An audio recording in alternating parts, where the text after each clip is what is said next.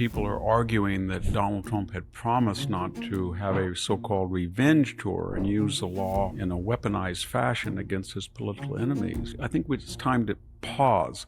First, there's a question of magnitude. Donald Trump was indicted 91 times in 4 different jurisdictions. Those were coordinated. So far, we've only seen 3 key people indicted: John Bolton, James Comey, Letitia James. In addition to that, we're not even talking about the SWAT raid on Donald Trump's home or the effort to get 25 states to deballot him. I haven't seen Donald Trump saying to red state governors, we got to get Newsom off the ballot. He's dangerous. That hasn't happened. We have to keep some fair sense of magnitude. Indicting 3 people doesn't compare to what they did.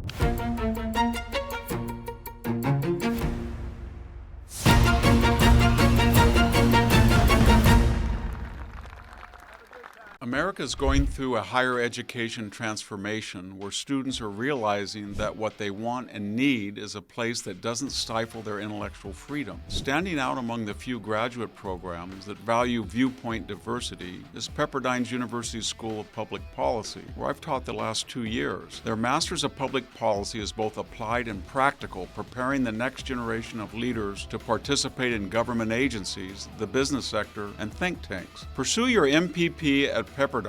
Daily Signal listeners qualify for an automatic 50 to 75% tuition scholarship and can learn more at go.pepperdine.edu/Daily Signal. It's go.pepperdine.edu/Daily Signal. Hello, this is Victor Davis Hanson for the Daily Signal.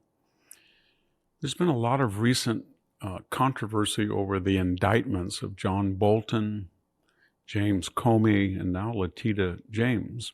And people are arguing that Donald Trump had promised not to have a so-called revenge tour and use the law in a weaponized fashion against his political enemies, given what they did to him, and now he's doing it.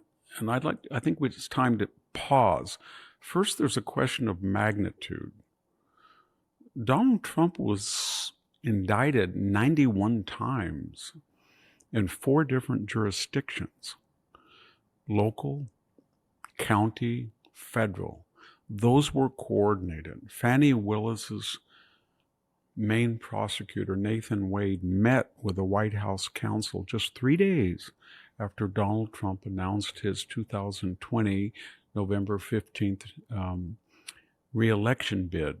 That same day, Jack Smith was appointed by Merrick Garland, the Biden DOJ Attorney General, to be special counsel to go after Donald Trump at the federal level. That same day, Michael Colangelo, who had come from the Letitia James state prosecution of Donald Trump, resigned his blue chip job, number 3 in the DOJ, to go to work for whom? Alvin Bragg. So that was 91 indictments. So far, we've only seen 3 key people indicted.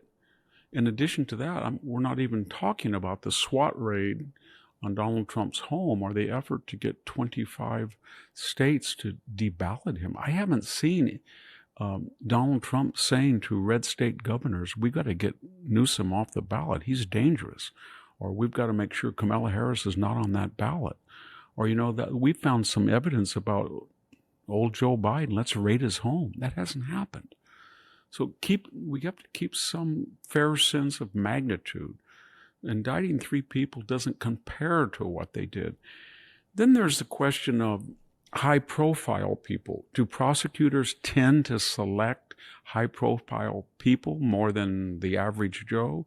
I know that seems counterintuitive. We always think wealthy people have privilege, but sometimes prosecutors think if I take this person down or I target them, then it will send a message to encourage the others. Look at Patrick Fitzgerald. Why did he go after Scooter Libby? Remember that case? He said Scooter Libby had unlawfully disclosed the secret status of Valerie Plum, the CIA operative.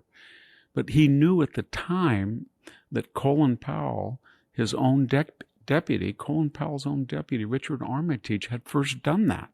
But he wanted to go after Scooter Libby to point out that I can take down anybody. Was it wrong? Yes. But that's what prosecutors do. I'm not trying to excuse it. Why did James Comey, remember when he was in the DOJ? He went after Martha Stewart, put her in jail, for insider stock trading, but it was kind of it was very minor compared to what the Pelosi's have done, but he wanted to take down Martha Stewart. Donald Trump's not doing that, but what they're doing is they're saying if a national security advisor like John Bolton transmitted classified files and was exempt, then anybody can do it. If Letitia James is the Attorney General of New York and she lies about her mortgage circumstances or her tax circumstances or her primary residence, then anybody can do it.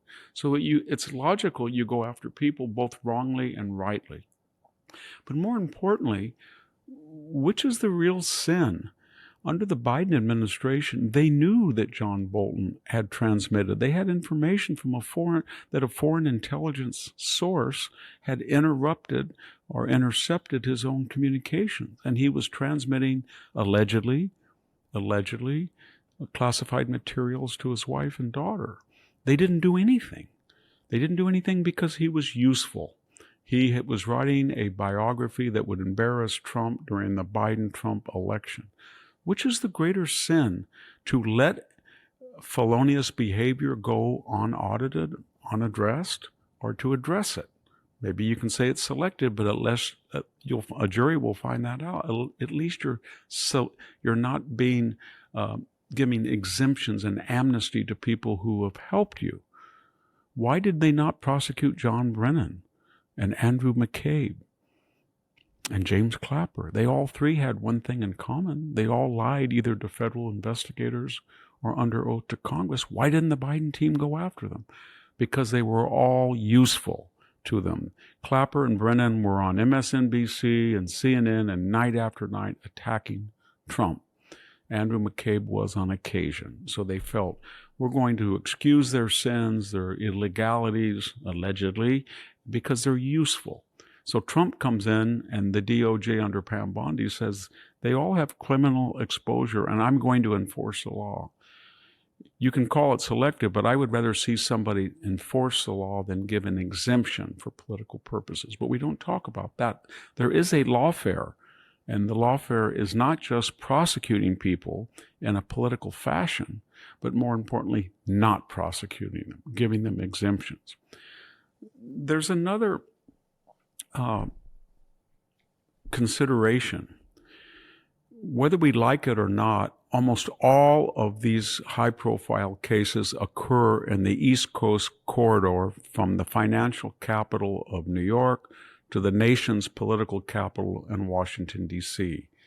As we saw with the E. Jean Carroll case and Judge Kaplan, as we saw with the Letitia James case and Judge Engoron, as we saw with the Alvin Bragg case and Judge Merchan, and as we saw with the Fannie Willis case and the Georgia judge.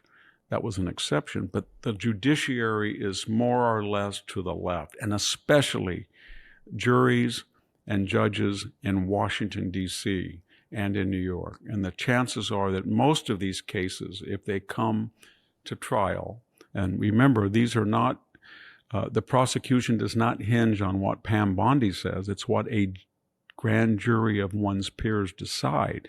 John Bolton, for example, was indicted by a grand jury. So was James Comey. And these are in blue jurisdictions, all down the East Coast, these jurisdictions. So in conclusion, it's going to be much more difficult for the Trump Department of Justice under Attorney General Pam Bondi to find a Clapper or a Brennan or a Bolton guilty in a blue jurisdiction where you're going to have juries that are, for the most part, decidedly anti-Trump. Much more difficult. So they're going to have to prove beyond a reasonable doubt to a far greater degree than was true of Donald Trump. Donald Trump came in as a conservative, and in an era of rampant Trump hatred and Trump derangement syndrome, and he had to face predominantly left-wing grand juries, left-wing juries, and left-wing judges. So if Donald Trump is accused of waging Lawfare, there's going to be a natural check on that. And that check is that he is going into hostile territory. I'm personifying it, but his Attorney General will be going into areas that are not sympathetic to the prosecution, but will be sympathetic to the opponents of Donald Trump. Thank you very much. This is Victor Davis Hanson for the Daily Signal. Thank you for tuning in to the Daily Signal. Please like, share, and subscribe to be notified for more content like this. You can also check out my own website at victorhanson.com and subscribe for exclusive features in addition.